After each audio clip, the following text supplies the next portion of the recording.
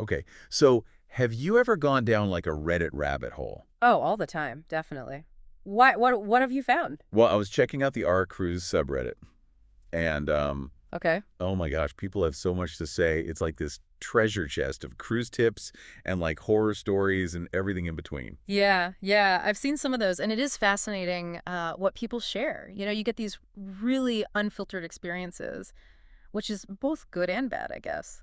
That's so true. I mean, it's real people with real concerns. Like someone was freaking out about their Danube River cruise after all those news reports about the low water levels. Right, right. And then get this, they actually got back from the trip and shared all about it, Oh, wow. So they were like posting in real time. practically.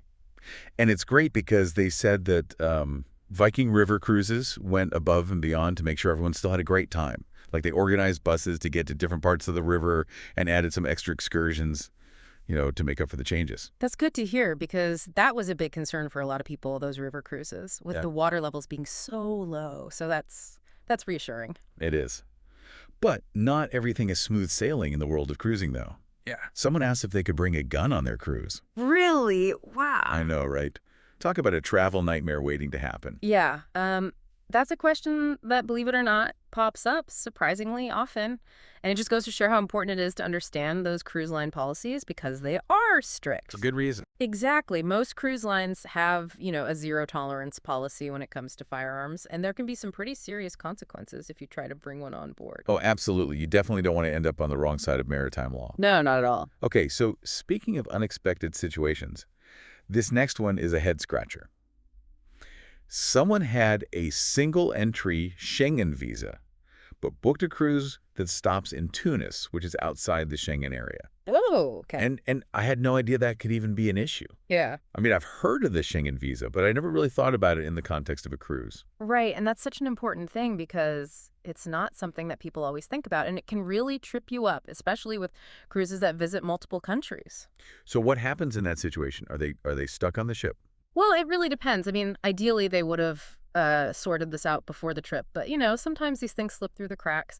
And with a single entry visa, you basically get one enter and one exit from the Schengen zone.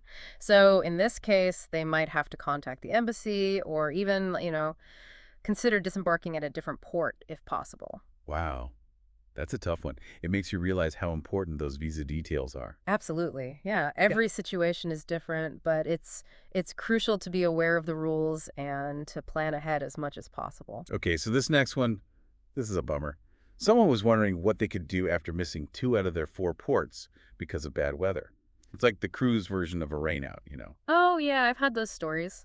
Mother Nature has a mind of her own, and sometimes it just doesn't cooperate with our vacation plans. You're telling me. I always picture those tiny umbrellas flipping inside out in a strong wind. Exactly. And it really highlights the importance of travel insurance. Oh, absolutely. Yeah. Especially the kind that covers those missed port situations due to unforeseen events. I know it's not the most exciting part of planning a trip, but reading those policies carefully can really save you a lot of hassle in the long run. It's all about managing those expectations. You hope for the best, but yeah, you have to be prepared for anything, especially on the open sea. Things can change on a dime. And sometimes those detours turn into the best stories, right? Like, oh, we were supposed to go here, but we ended up here. That's so true. It's all about the adventure. But okay, so let's move on to some of the lighter stuff from this Reddit thread. Because, people are sharing their dream destinations. They're asking some pretty quirky questions. And it's just fun to see what's on people's minds. I love that. It's interesting how these online communities have become like this incredible resource for sharing travel advice and inspiration. Absolutely. Yeah. For sure. Yeah. Like someone was asking about cruises with bird watching excursions. Really? And I know, it's pretty niche. It is. But I kind of love it Yeah. because it's so specific. It speaks to that, growing demand for those more specialized travel experiences, right? Like people are looking for something a little bit different, a little bit more tailored to their interests.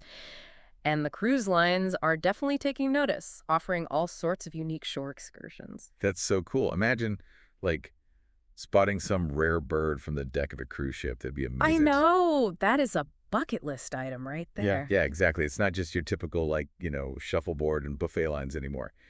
Speaking of unique requests, someone wanted to know if those balcony rooms facing the ship's interior, so not the ocean view, but like inside, They wanted to know if those felt claustrophobic or cozy. Interesting. I'm kind of curious to try it now. Yeah, I am too, actually. And I think it probably depends. It's going to come down to personal preference, right? Some people Yeah. might find it a little too enclosed, but I could see it being cozy too. Yeah, like a little hideaway almost. Exactly. Little quiet space away from everything. Okay, so back to the cruise dilemmas. We've got the age-old debate, NCL versus Royal Caribbean. I feel like this is like the ultimate cruise showdown. It's a classic. It is a Why classic. do you think that is? Well, they're both great in their own right. They both have a lot to offer, but I think they appeal to different kinds of cruisers. Like NCL, for example. They're all about, what do they call it? Freestyle cruising. Oh, yeah, I've heard of that. So no set dining times, no formal dress Okay, codes. so it's very, very relaxed. Exactly. You're free to kind of set your own pace, do your own thing. That does sound pretty tempting, especially Sure. if you're not into those really structured itineraries. Great. And then you have Royal Caribbean. So how do they compare? I think they're often associated with those big, innovative onboard activities. A lot of family-friendly features. They're known for those, like rock climbing walls, the ice skating rinks, even things like the simulated skydiving Yeah, experiences. so it's very, very action-packed. Yeah, exactly. A lot going on, a lot to see and do. Wow, okay. So they both sound amazing in their own way. So is there a clear winner, or is it just about finding the right fit from you? I think it really boils down to, what you're looking for in a vacation, right? What your priorities are, what kind of experience you're hoping to have. Do you want that more laid back, choose your own adventure kind of cruise? Or are you looking for something with, tons of activities and things to keep you entertained? Yeah, it really is about finding that perfect match, isn't it? But this whole conversation about Reddit travel tips has got me thinking, is the internet like the new travel agent? Oh, that's an interesting question. Because on the one hand, it's amazing. You have access to all this information from real people who've actually been there, done that. It's like having a global network of travel buddies. That's a great way to put it. Yeah, you can find out those little details that you wouldn't necessarily get from a brochure or a website. Right. Like that Redditor who warned about the potential noise from the gym being right above their cabin. Oh, yeah, that's a good point. Those are the kinds of things that can really make or break a trip. For sure, for sure. And I think that's one of the biggest benefits of these online forums. It's like having a secret weapon against vacation mishaps. Exactly. But isn't there a danger of like information overload Oh, absolutely. or getting like swayed by one person's bad experience? Right. I mean, it's important to remember that not every experience is universal. That's so true. What works for one person might not work for another. Yeah. And sometimes, people just have an off day, or maybe their expectations were a little bit unrealistic. That's a good point. So it's really about taking everything with a grain of salt and kind of focusing on, what's important to you. So it's almost like having a conversation with a friend. Yeah. Like a friend who's been there, done that, but also like doing your own research Exactly. and trusting Yes. your instincts. Yeah, and I wouldn't say that this replaces travel agents entirely. Okay, that's a good point. I think a good travel agent can still be incredibly valuable, especially when it comes to like those more complex bookings or, visas, insurance, all that kind of logistical stuff that can be really overwhelming to navigate on your own. Yeah, you're right. And plus, they often have access to like deals and promotions that you might not find elsewhere. So maybe it's not about replacing them, but more like embracing this new era of informed travel planning. I like that. Yeah, we have all these amazing resources at our fingertips now. It's just about using them wisely to create the best possible trip. Well said. So we've covered a lot of ground today, from river cruise concerns to bird watching expeditions to the great NCL versus Royal Caribbean debate. It's been quite a journey. And, it just goes to show there's always something new to discover in the world of travel. Absolutely. And who knows, maybe some of our listeners will be inspired to share their own travel tips and stories online. I hope so. Keep those conversations going.